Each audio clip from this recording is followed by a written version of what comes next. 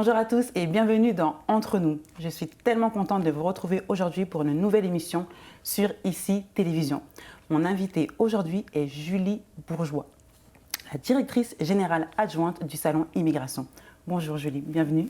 Bonjour Marie, merci de l'invitation. Ça fait vraiment plaisir, c'est avec vraiment une grande joie aujourd'hui qu'on va pouvoir aborder les sujets et parler vraiment de ce salon de l'immigration.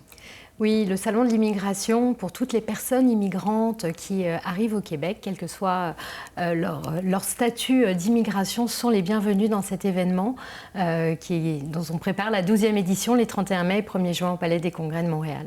Parfait, alors juste on va revenir sur ça parce que là je vais entendre beaucoup d'informations qui sont très intéressantes. Donc c'est à la fin du mois de mai cette année, ça fait donc ça plusieurs éditions. Cette année, c'est la 12e édition. La 12e édition. Alors, juste pour nos téléspectateurs qui nous écoutent, peut-être ceux qui connaissent, ceux qui découvrent et redécouvrent le salon, qu'est-ce qui a été l'origine de la création, de la mise en place peut-être de ce salon?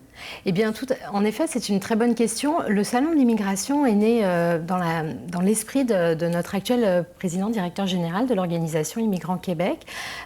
Son idée était, on va rassembler dans un même lieu toutes les ressources qui peuvent être disponibles, utiles, indispensables à connaître pour tous les immigrants qui sont arrivés au Québec, qui sont arrivés tout récemment, mais qui sont aussi là depuis plusieurs années et qui ont besoin de connaître les organismes en employabilité qui vont pouvoir les accompagner dans la refonte du CV, dans les entretiens d'embauche, dans les premières démarches administratives qu'on doit faire, mais également des recruteurs sont là pour les recruter, des établissements d'enseignement sont là pour peut-être les aider à refaire une petite formation complémentaire, à reconnaître leurs diplômes, leurs qualifications.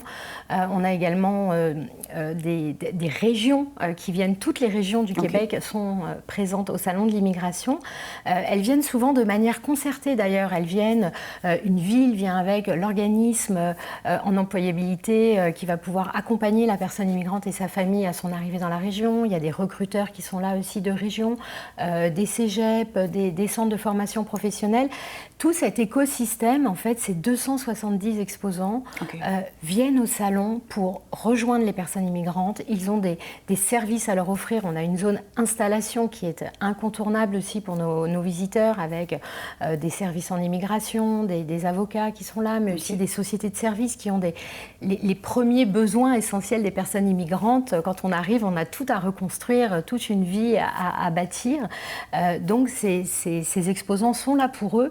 Et c'est intéressant pour les personnes immigrantes parce que ce sont des organisations qui ont l'habitude de parler aux personnes immigrantes, qui ont créé aussi une offre de services souvent qui est dédiée pour eux. Donc venir au Salon de l'immigration, c'est vraiment retrouver cet écosystème et pouvoir s'outiller.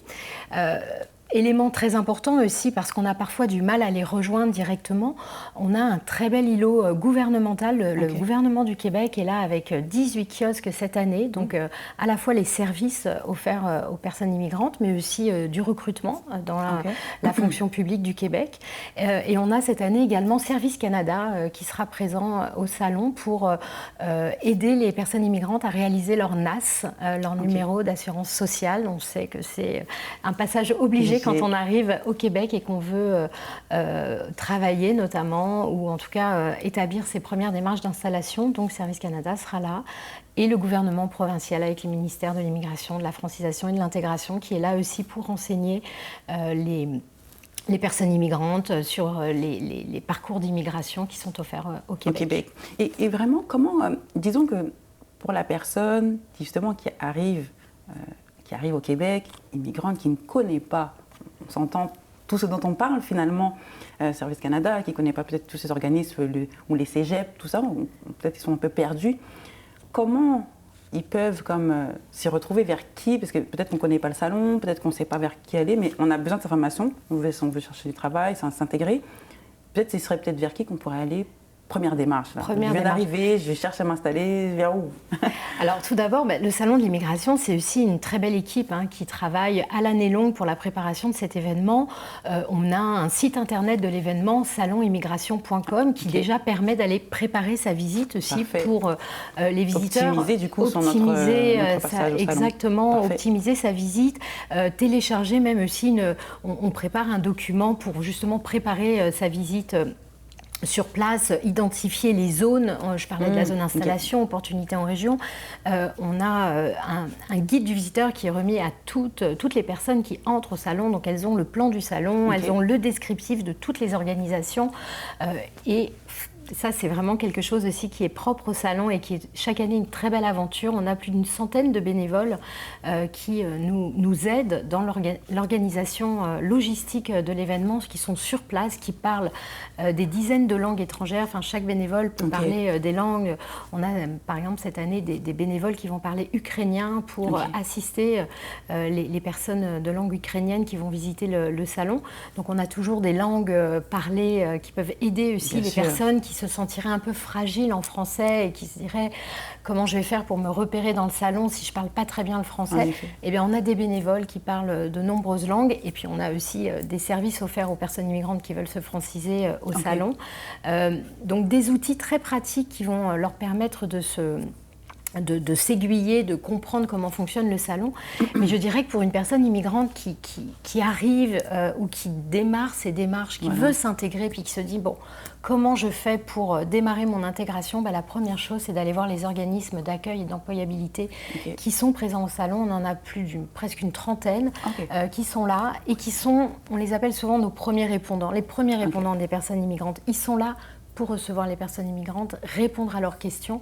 Les orienter finalement. Les orienter, les accueillir avec leur famille. Certains disposent de services de garderie au sein de leur organisation pour permettre aux personnes de venir faire des réunions, refaire son CV.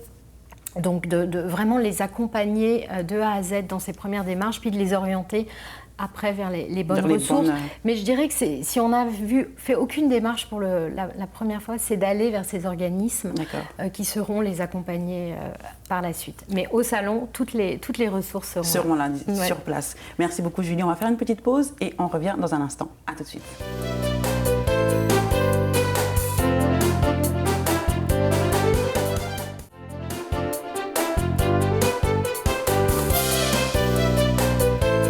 De nous rejoindre dans Entre nous, toujours sur ICI Télévision. Julie Bourgeois, on continue donc notre discussion sur les salons de l'immigration qui va prendre place en fait fin mai ici à Montréal. Justement, tout à l'heure, on parlait qu'il y avait beaucoup de régions qui venaient se présenter aussi au salon. Donc, comment est-ce que vous faites justement pour choisir justement, parce qu'il y a les exposants, qui sera là, comment la sélection est faite, sur quelle base ? Alors, les exposants connaissent le salon à l'année longue. On travaille avec tout ce réseau de partenaires. On a plus de 1200 partenaires chez Immigrants Québec. Et donc, à l'année longue, on les invite à venir au salon, exposer pour rejoindre les personnes immigrantes. Les régions ont cette capacité à venir aujourd'hui de manière concertée, à venir avec les ressources qui sont offertes, proposées aux personnes immigrantes disponibles dans leur région. Donc ça, c'est très intéressant de pouvoir, pour le visiteur, de retrouver en un même lieu différentes régions du Québec, se faire sa propre idée aussi de le cadre de vie me plaît, les emplois proposés dans cette région me plaisent, j'ai un service d'accompagnement qui répond à mes enjeux, je suis une grande famille ou je suis un célibataire, quel que soit le statut de la famille et de la personne qui immigre, qui veut aller dans cette région, eh bien, les organisations sur place ont des solutions à leur proposer. Et on s'entend que le salon, donc, eh bien, on va dire, l'essentiel en fait, de la formation va être donné en français. Oui, tout à fait. Le salon, la langue parlée au salon est le français, mais les exposants parlent souvent plusieurs langues. Et c'est même très intéressant, puis ça peut rassurer les personnes immigrantes qui nous écoutent aujourd'hui. De nombreux immigrants travaillent dans ces organisations souvent. Je pense notamment à des organismes en employabilité qui peuvent être à Montréal, mais aussi en région, ou dans des entreprises. Ce sont des personnes immigrantes qui ont cheminé dans leur parcours d'immigration, puis à un moment ont eu l'occasion de travailler dans une organisation, une entreprise. Puis c'est même très intéressant parce que si ce n'était pas une entreprise qui était tournée vers les personnes immigrantes, le fait que des personnes immigrantes y travaillent, sensibilise aussi ces recruteurs aux travailleurs, aux talents internationaux qui sont aussi aujourd'hui au Québec. Et donc, donc participent au salon dans cette optique-là, c'est-à-dire d'aller enrichir aussi leurs équipes avec des personnes immigrantes qui ont des parcours, qui ont des spécificités parfois de langue notamment. Donc beaucoup d'exposants parlent le Wolof, parlent le persan, l'arabe, l'espagnol. Donc tout ça est indiqué aussi sur notre site internet. On parlait de préparer sa visite. Oui. Comment bien, justement, on veut bien préparer son salon, parce que parfois, on peut aller à un salon avec, entre guillemets, comme ça, on n'a pas trop d'attente, puis on peut aussi repartir en se disant, peut-être j'aurais pu optimiser mon passage. Quel conseil vous nous donneriez pour qu'on aille vraiment au salon préparé? Oui, c'est un très bon point, parce que chaque année, on voit des visiteurs qui arrivent un petit peu comme ça, qui sont un peu surpris, qui découvrent, puis d'autres qui ont vraiment préparé activement. Je pense notamment à la programmation des activités qui sont offertes dans le cadre du salon, en plus des kiosques, des exposants qui sont là. Donc le salon se tient de 10h à 18h sur les 2 jours. Donc il est vraiment ouvert au public à ces horaires-là. Et les personnes peuvent réfléchir aussi, regarder le programme des conférences, des ateliers. On a une 40aine de conférences et ateliers qui sont offertes pendant ces 2 jours. Les conférences sont vraiment dans l'espace conférence au sein de la salle d'exposition. Donc c'est une très grande salle de conférence avec toutes les heures des conférences qui se suivent. Donc ça peut être des conférences sur les statuts d'immigration, ça peut être des conférences sur la vie en région, ça peut être des conférences sur la francisation, quels outils pour me franciser. Enfin vraiment le programme est très riche. Puis on a aussi des ateliers qui sont sur des sujets plus précis, justement. On a sur la reconnaissance des qualifications et des compétences, des ordres professionnels aussi qui peuvent faire ces ateliers pour disposer leurs conseils et les procédures qui sont faites quand ton métier relève d'un ordre professionnel, et il y en a beaucoup au Québec. Donc ça, souvent, les personnes immigrantes découvrent ça au moment de chercher un emploi, et elles réalisent que leur métier est reconnu par un ordre. Des ordres professionnels sont présents au salon, font des ateliers, puis ça, c'est très important pour les personnes qui ont eu une carrière dans ces professions régies par des ordres, de bien se renseigner en amont sur comment faire reconnaître mon diplôme obtenu à l'étranger. C'est souvent un grand problème quand on arrive au Québec. Tout à fait, qu'on découvre, c'est une spécificité québécoise et qui est importante d'intégrer dès le départ. Donc un parcours aussi qu'il faut préparer. On a un espace CV qui est offert aux visiteurs. Donc bien sûr, on ne l'a pas dit, mais tout est absolument gratuit au Salon de l'Immigration. On s'entend, on n'a pas dit l'entrée. On ne l'a pas dit, mais c'est très important. L'entrée est absolument gratuite. Tous les services qui sont proposés au Salon de l'Immigration sont gratuits. On n'est pas là pour acheter des produits on est vraiment là pour trouver les ressources dont on a besoin. Donc, un espace CV qui est animé, justement, on parlait de ces organismes en employabilité, donc on a des conseillers qui sont présents, qui se relaient aux tables pour recevoir les personnes. Donc quand on dit préparer sa visite, c'est venez avec votre CV imprimé. Parce que ça ne paraît pas toujours évident, donc c'est important de le rappeler, venez avec votre CV. Venez avec votre CV, et si vous n'êtes pas bien sûr, ou si vous avez des questions sur certains points, ces conseillers seront là pour le corriger avec vous sur place. Puis s'ils trouvent qu'il faudrait aller un petit peu plus loin, ils vous diraient venez nous voir dans notre organisation à l'issue du salon, on prend rendez-vous et puis on travaille votre CV. On doit prendre un rendez-vous, est-ce qu'il y a une plage horaire qu'on doit booker sur le site internet où on se présente? Tout est libre d'accès, il n'y a pas de préenregistrement à rien. Première arrivée, premier servi, mais voilà, chaque année, les personnes patientes attendent leur tour. Donc avoir son CV imprimé, ça c'est une bonne pratique pour pouvoir rencontrer un conseiller. Avoir son CV imprimé, c'est aussi une bonne chose. On a un espace de recrutement express. On a des recruteurs qui ont des kiosques, donc ils sont là pour renseigner sur leur entreprise et les emplois proposés, mais on a aussi cet espace de recrutement express. Donc là, on est vraiment sur des entrevues éclairs de 5-7 minutes avec des recruteurs. Donc il faut avoir son CV, c'est quand même beaucoup plus simple pour parler avec un recruteur de son expérience quand on a son CV. Donc c'est vraiment une première entrevue, et puis si le recruteur est intéressé par une candidature, il vous invitera à un deuxième rendez-vous dans un second temps, mais c'est vraiment une première prise de contact. Ça se fait beaucoup au Québec, les entrevues éclairs comme ça, et c'est un très bon moyen de tester votre pitch pour après aller plus loin. Également, toujours dans une optique de professionnel, on a un photobooth avec un photographe professionnel qui vous prend en photo.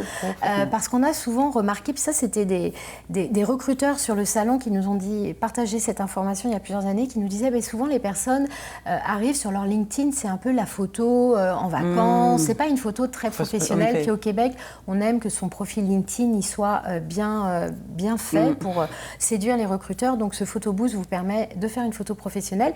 Et puis on a un espace LinkedIn avec des conseillers aussi qui vont pouvoir regarder votre profil LinkedIn et vous conseiller sur des trucs et astuces pour le rendre peut-être. Optimiser. Voilà. Parfait. Écoutez, vraiment c'est complet. On va faire une autre pause et on continue d'en parler dans la troisième partie de l'émission. À tout de suite.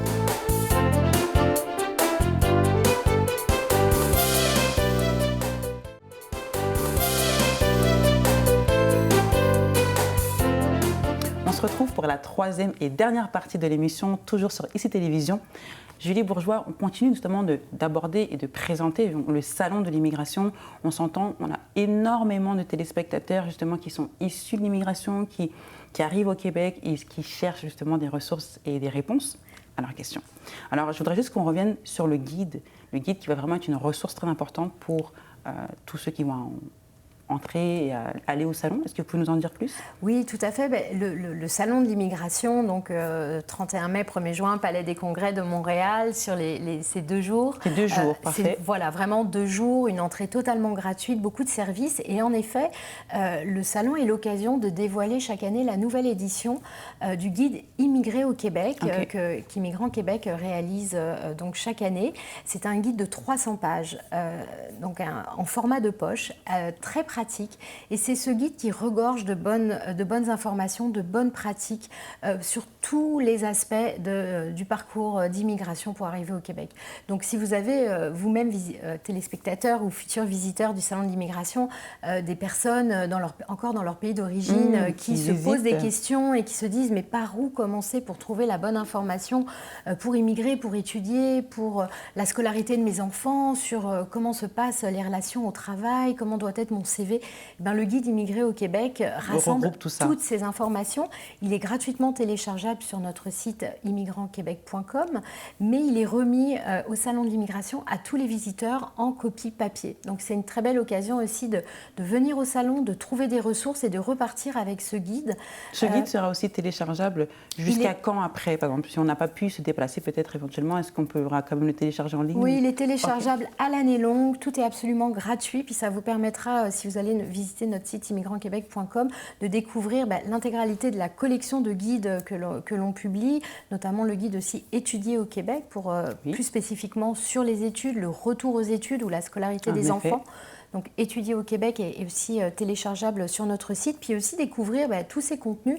Immigrants Québec, on est un média d'information, on est un média d'information francophone qui outille les personnes immigrantes. Donc, toute l'année, on s'entend. Toute l'année, on publie des contenus.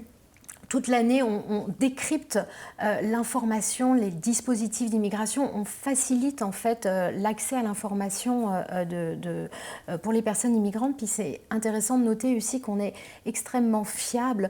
On a un grand partenaire dont on est très fier, qui est le ministère de l'Immigration, de la Francisation et de l'Intégration au Québec. Donc tous nos contenus, notamment du guide, sont revus par le ministère. Donc c'est de l'information qui est fiable, qui est pertinente, sur laquelle on peut s'appuyer pour préparer ces démarches et chercher de l'information à l'année longue. Donc bien sûr, téléchargez-le, il est conçu pour vous. Vraiment un guide complet. En plus, c'est intéressant donc de rappeler qu'il y a d'autres guides sur le site. Peut-être si on est plus étudiant, si ça est plus adapté à sa situation. Donc ne pas hésiter à aller voir sur le site, encore une fois, immigrantquebec.com. Parfait. Alors juste, là, on rappelle quand même que c'est la 12e édition cette année. Donc peut-être pour ceux qui ont été l'année dernière ou qui ont été il y a 2 ans ou qui ont été il y a 3 ans, à quoi ils peuvent peut-être s'attendre cette année qui va apporter peut-être la différence ou quelque chose de plus? Pourquoi ils devraient se présenter à nouveau? Venir à nouveau. Eh bien, là, on sort quand même d'une période Covid compliquée. Des personnes immigrantes sont arrivées pendant la Covid, moins que, bien sûr, d'habitude, mais quand même, les travailleurs essentiels, certaines personnes venaient au Québec pendant cette période Covid, et là, elles ont trouvé des ressources à distance. Pourquoi venir au Salon de l'immigration? Même si on est arrivé au Québec il y a 2-3 ans, il y a beaucoup de ressources qui étaient disponibles à distance, par Zoom, par Teams, et c'est absolument pas la même valeur que de rencontrer quelqu'un qui peut en effet refaire votre CV avec vous, qui peut vous donner des conseils de vive voix.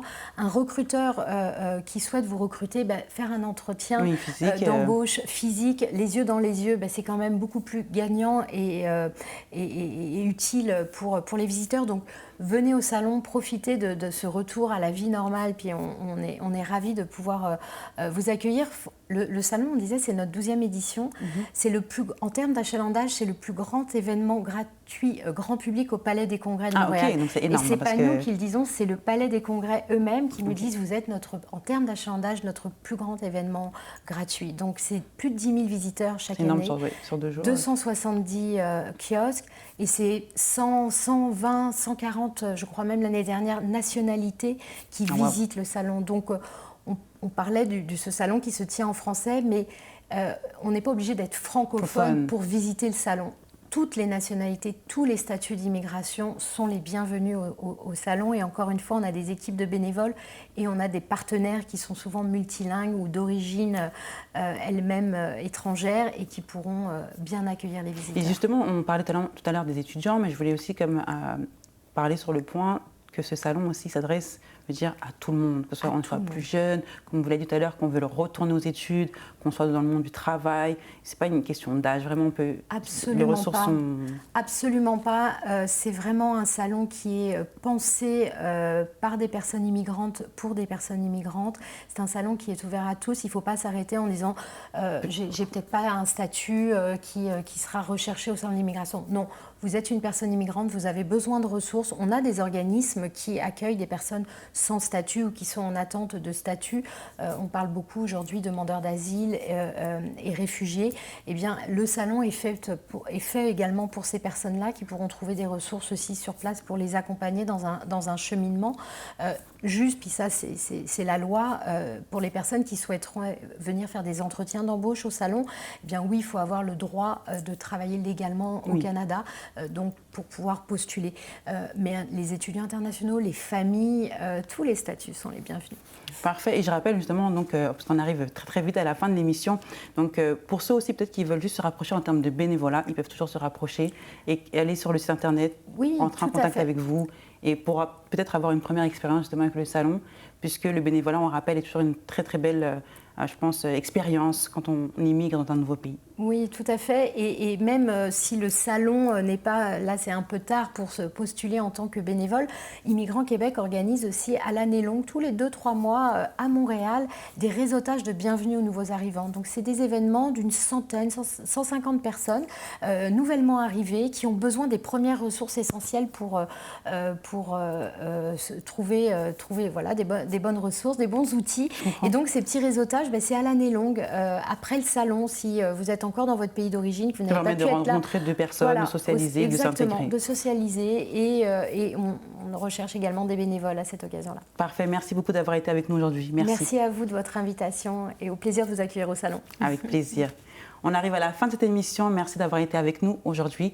Vous le savez, on se retrouve jeudi prochain à 16h pour une nouvelle émission d'Entre nous sur ICI Télévision. À très vite.